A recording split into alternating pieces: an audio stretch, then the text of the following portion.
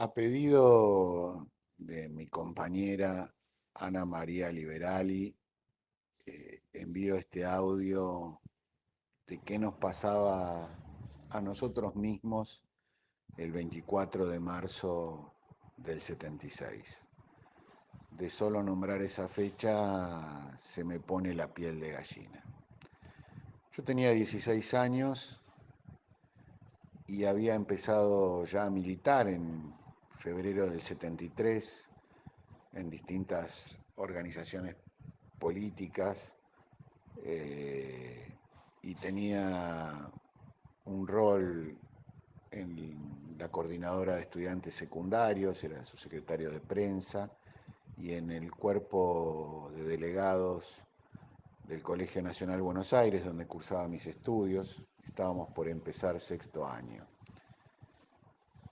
Estábamos todos convencidos que el golpe a esas alturas era inevitable, desde la sublevación de Capellini en diciembre del 75, desde el ultimátum de Videla, nombrado por la propia Isabel Martínez de Perón como comandante en jefe del ejército, donde emplazó al gobierno con 90 días, donde tuvimos un destello de esperanza en febrero, cuando hubo una ola de huelgas muy grande, en febrero del 76, una ola de huelgas muy grande que pudieran poner freno a este golpe genocida o a este golpe nuevo de Estado en ese momento y poder, no digo llegar a una salida electoral que estaba planteada para octubre del 76, sino de frenar a los ataques fascistas que veníamos recibiendo todos desde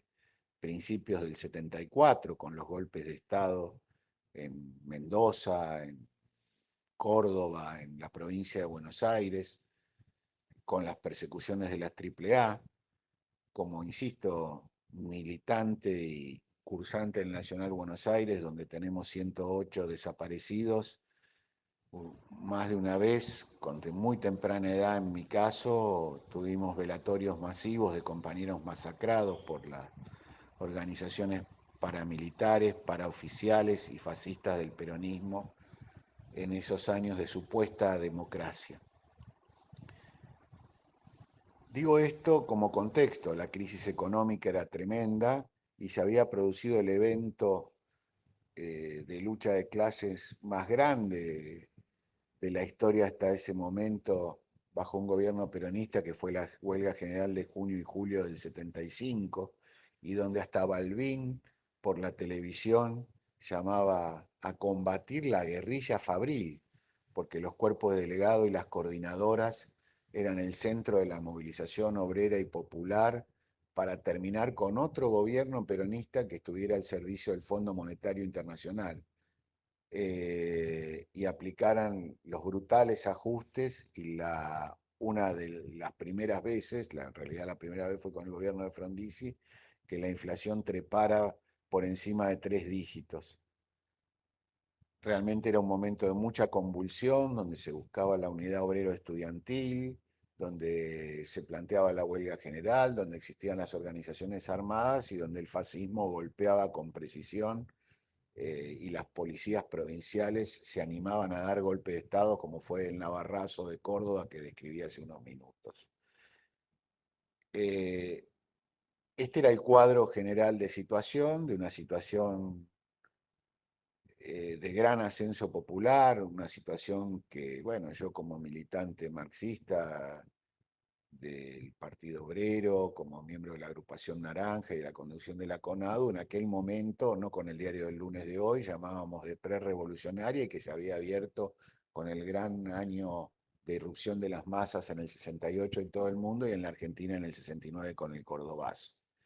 Y que las clases dominantes de este país no sabían cómo frenar, y aplicaron todos los métodos, desde la proscripción sí verdadera a Perón, al llamado a elecciones, la propia renuncia de Cámpora, que sea Perón mismo quien asuma el rol de arbitraje, a que Perón creara la AAA desde el mismo Olivos y tratara de reprimir, donde el propio Perón expulsara a la Juventud Peronista de la Plaza de Mayo el 1 de mayo del 74. Se apeló a todos los métodos, pero el movimiento fue en ascenso y aún a pesar del pacto social, como decía, se desencadenaron huelgas desde Panam a las de Villa Constitución, que llevaron a la huelga general.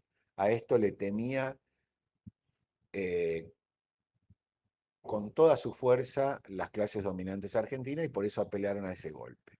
¿Qué pasó ese día del golpe en mi vida?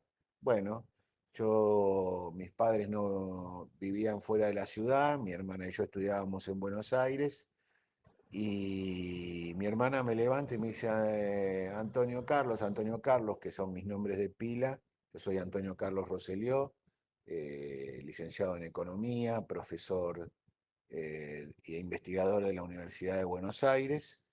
Me dice, Antonio Carlos, hay un comunicado número 1 de las Fuerzas Armadas en la televisión. ¿Qué hago? ¿Voy al colegio o no? Le digo, no, quédate ahí.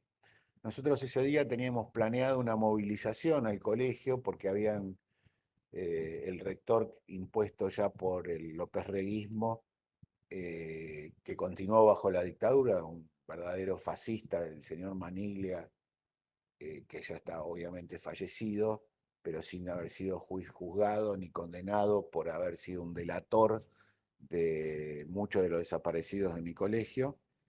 Este, bueno, el tema era, no había teléfonos, no había nada, era cómo suspender el movimiento, que espontáneamente muchos compañeros no hicieron. Pero recuerdo que a media mañana tocan el portero eléctrico de mi casa y uno de mis compañeros me dice, pero ¿cómo llamaste a levantar la movilización? Tenemos que seguir. Le digo, por favor, estamos en el golpe de Estado, vamos a tener que tomar las amplias medidas de seguridad, vayamos buscando dónde resguardarnos porque van a venir por nosotros y no podemos movilizarnos. Pero ese era el espíritu incluso el propio 24 de marzo, cuando hubo más de 300 huelgas en la Argentina para repudiar el golpe, cosa que fue silenciado por la prensa oficial durante el golpe y por la democracia durante estos 40 años.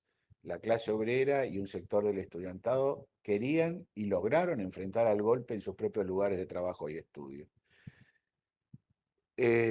Bueno, ese día fue de buscar lugares para refugiar compañeros, cambiar sus direcciones, empezar a pasar a la clandestinidad los que teníamos cargos públicos.